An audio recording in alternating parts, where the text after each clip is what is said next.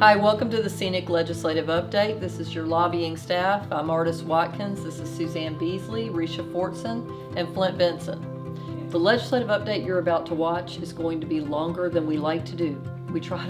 We know you want us to keep it, and we don't blame you, to a couple of minutes. There's no way to do this one this week with all the budget issues in that short amount of time. You need to watch this. Please listen. Please listen, and please take action.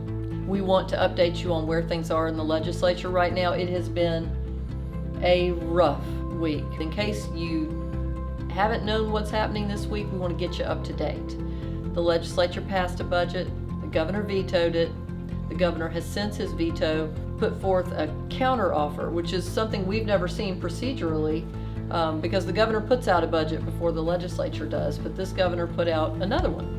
And now the General Assembly has to decide whether to do a veto override, which would say, nope, we're going with our original budget. But to do that, they have to get 7 Democrats to vote with the Republican majority for that override. So there we are. That's what brought us to this week. And the main reason the governor vetoed the budget was that Medicaid expansion wasn't in the budget.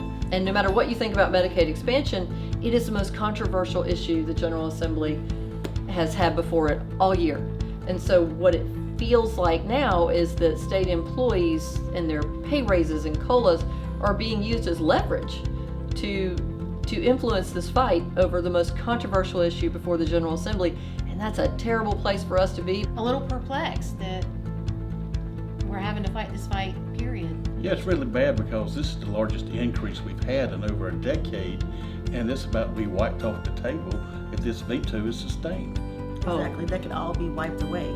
All the good things in there for their districts and for their constituents. And, you know, there's some Democrats that are having a hard time with having to make the choice. Yeah. Do I vote for the people in my district, who are going to benefit from these things in the budget for my people, or do I vote with my governor? The things we've heard are, I have to be loyal. I have to loyal. stick with my party, or Yeah. I'm going to be considered a traitor. If I don't stick with my party, I'll be primaried by There's somebody a lot within of my fear of party. that. SEANC endorsed the governor. We supported the governor. We've continued to support the governor in multiple things during his administration. We're just at that juncture where state employees, are being used as the leverage to get the most controversial thing the legislature's taking up this session. And no, we can't be there with the governor on this one because it's too big a risk. There's been some crazy stuff flying around, and at the end of the day, what we're trying to say to you is, you have power in this situation. You're not a victim on the sidelines just watching and saying, gosh, I hope they can work it out. You have that power to pick up the phone, to send an email, and to tell your legislator, I want you to override this veto so that we know the largest back-to-back raises in 10 years will happen. And that'll start on July 1st. It'll That's go back to July 1st. It will be retroactive. They need to hear straight from you because it's you that's going to be affected. Just remember, it's not personal, it's not politics, it's about doing the right thing for people. And not only are you a state employee, you are their constituents, and their constituents matter. You'll see on the screen how to go to Voter Voice and make your voice heard. On Monday, we expect them to be back in the afternoon for committee meetings. 7 p.m. will be session on Monday.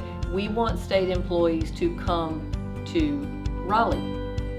I think it would be a very important thing for people to look their legislators in the eye and ask them, how certain are you? Show up in your scenic blue shirt and let them know that you're out there. Let them know that you want an honest answer. What guarantee can they give you? And they honestly can't give you one. Yeah. Hold them accountable.